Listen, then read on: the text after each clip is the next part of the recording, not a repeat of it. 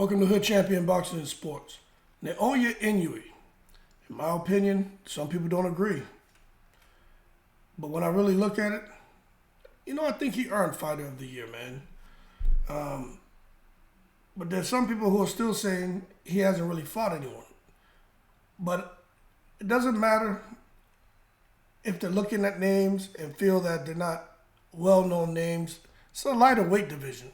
In these lighter weight divisions, sometimes, unless you're someone doing what Naoya Inoue is doing, or what like Stephen Fulton was doing, and you're getting their fights aired for everybody to see it. A lot of times, these smaller guys are fighting, and they're not on big fight cards, so they don't have the visibility as other fighters. But nonetheless, when you move up a weight division, and in 2 fights, pick up 4 belts, and that's something I had to wrap my head around. And you don't just go the distance to win those belts. You get in there and you knock these guys out. That speaks volumes, okay? So it was another incredible year for Naoya Inoue, and I'm starting to have a better understanding why they call him the monster. When you look at how he's pieced together, I think, extremely impressive performances over the past couple of years. Now, we know he's not one to pass up new challenges. So now the question is, what's next for Naoya Inoue? And to be honest, I'm not sure what he's going to do next. Sounds like he's going to stay in his current weight division as super bantamweight, and he's just going to keep putting in work there. I personally feel that he got a reality check facing Tapales when he was dealing with some of the speed of Tapales, some of the power of Tapales.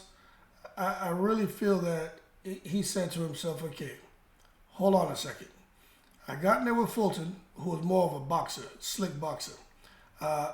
Punches didn't really hurt me, and it was pretty much one-sided once Fulton felt the power from Inoue, and that happened in the first round. But when you look at Tapales, right?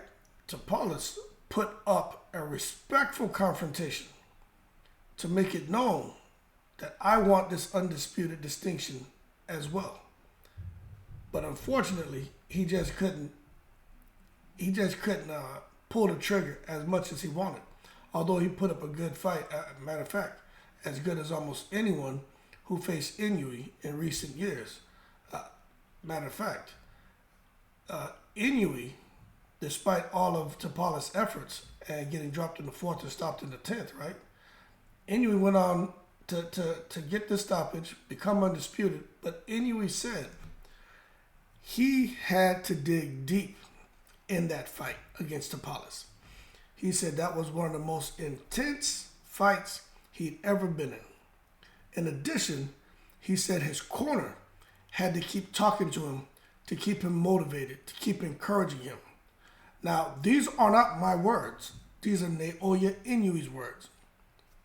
Moreover, when Inoue went into the ring round after round to fight Tapales, Inoue had to check himself and say, like I say all the time, I'm either going to find a way to win, or I'm going to find a way to lose. And he had to look out at that crowd. And this is the other thing, right?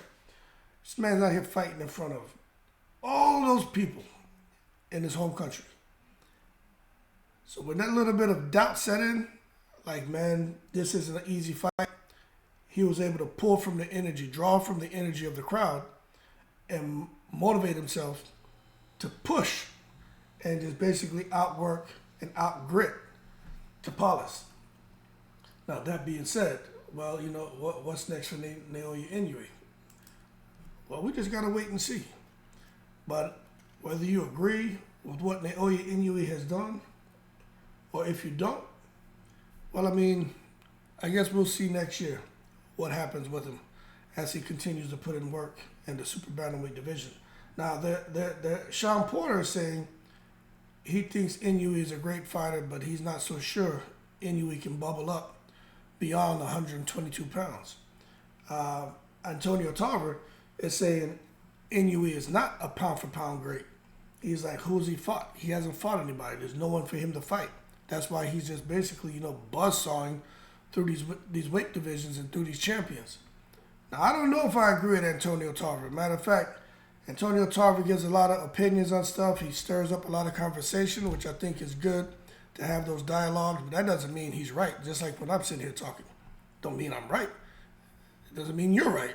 We're entitled to our own opinions, but not our own facts. And Antonio Tarver wasn't able to justify his argument. He just sounds like someone who maybe looked at his career. They had a bunch of big names that were fighting on big platforms where there was a lot of visibility. So everyone knew. Because to be honest with you, Glenn Johnson wasn't the most technically skilled. He was a strong guy. But to be honest, not many people really know who Glenn Johnson is. Even though he beat Roy Jones, some people still don't know who he is. And he put up a hell of a fight against Carl Froch. But what I'm getting at is, for Naoya Inoue, the fighters that he's going in against, maybe when he does, maybe some people don't know who they are. But I'll tell you what, they know their names now because Inoue is making them famous. And for that reason, when those fighters go on into the next fight and you see them go on and dominate their opponents, that's going to speak volumes about Inoue. Just about what he's able to do in the ring to nullify his opponent's offense, to expose their defense, and to go on and get the victories. So for me, Naoya Inoue, I'd like to see him bubble up and just see how he does. But I did notice, like I said in another video, he was getting hit with some stuff that he didn't like. And some people agree with me, some people disagreed, said no, that's just part of his style. He'll make you think that you're getting the best of him, which is just to set a trap, make you open up on your offense, and then he explodes. And I do believe that Inoue does that as well, but at the same time, I have two eyes, and I can see when someone's hurt. And he did not like getting hit to the body, especially. That's if someone's going to be able to stop Inoue or really hurt him badly, they're going to have to put forth concentrated effort on his midsection and get low and just dig to the body. Get inside and dig to the body. That's easier said than done when you have somebody like Inoue who's been knocking people out since he was an amateur. See, that's what a lot of people don't understand. They keep saying, oh, yeah, Inoue, and he's fighting in Japan, and he's on steroids, that's why he won't come to the States. Nah, I don't know about all that. What I do know is this man made, I think, $9 million to fight at home. Why would he leave there to come over to the States and fight? When he could sit there in the comfort of his own homeland, all the women, good food, family, his own bed, his own clothes, his own gyms, everything, and make $9 million. And what they're expecting is for Naoya Inoue in his next fight, where he'll be defending his undisputed distinction. They're expecting Naoya Inoue to make like $15 million, $20 million, right there in Japan. So come on now, let's not take it to the stupid. But what I will say is, for Naoya Inoue, I don't know about the shit about steroids. Because if you look at him, he's been knocking people out since the amateurs. And what he's doing as a pro is the same thing he was doing as an amateur. Now, if he was a guy in the amateurs that was never getting any knockouts, he was, pillow fisted, and now he comes and turns a pro and he has this 88% KO ratio, then I would say, okay, what the hell's going on here? But that's not the case, all right? So kindly request, in the most respectful way, that you'll hold your horses and not take it to the stupid. Naoya Inoue, I believe, is the real deal. But the only way I think he has problems is if he gets in there with someone who can stand up to his shots. That don't mean just sit there and take them. I mean, good defense, get underneath, and able to get their shots off, but to his body. Because Tapales landed some good shots on him. If Tapales would have turned that torque over a couple times where he countered Inoue, when Tapales threw that right hook, he would have knocked Inoue out because he dazed Inoue. He had Inoue stiff as a mannequin at one point in that fight, but Inoue recovered quickly. But if Tapales would have been able to get a little more torque on that shot, he would have dropped Inoue or knocked him out cold. So Inoue, the fact that he was in his corner and he knew he was in an intense fight, and his corner had to tell him, basically try to motivate him, encourage him, like to stay focused, keep pushing. That tells me that Inoue, even he knows, you know what? Let me not take it to the stupid and go out here and get my ass hurt. 5 weight divisions. I'm chilling, undisputed. And then if he does bubble up, try to grow into 126. And then this whole thing about 130, 135. Look, there's only one Pacquiao. His name is Naoya Inoue. It's not Naoya Pacquiao. So let's not try to fast track this man and force him to go do something just because people want to see him lose. That being said, keep cool. Shout out to the veterans.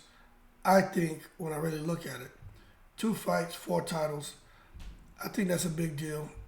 And I think it's smart because if you look at Shakur Stevenson, right? He turned down the 4-for-1 deal. He had an opportunity to fight Devin Haney for all the marbles at 135. He turned it down. I don't care about the money and all that crap. That's stupid. You should have took the opportunity because you never know when it's going to present itself and take a shot at history. And he would have got a decent payday. But then you look at Inoue. This man says, you know what, I'm going for it. First fight, got a 2-for-1 deal. Second fight, 2-for-1 deal. Now he's undisputed. So I think more fighters should take those opportunities. But at the same time, if you have an opportunity to fight for a belt or unification or to become undisputed, right? And they're only going to pay you like $3 million. But you can fight someone else who's popular with no titles and make $10 million. Well, then go after the goddamn $10 million. That's my opinion. But anyway, y'all keep cool. Shout out to the veterans, the Japanese fighter Naoya Inoue, and I'm in the breeze.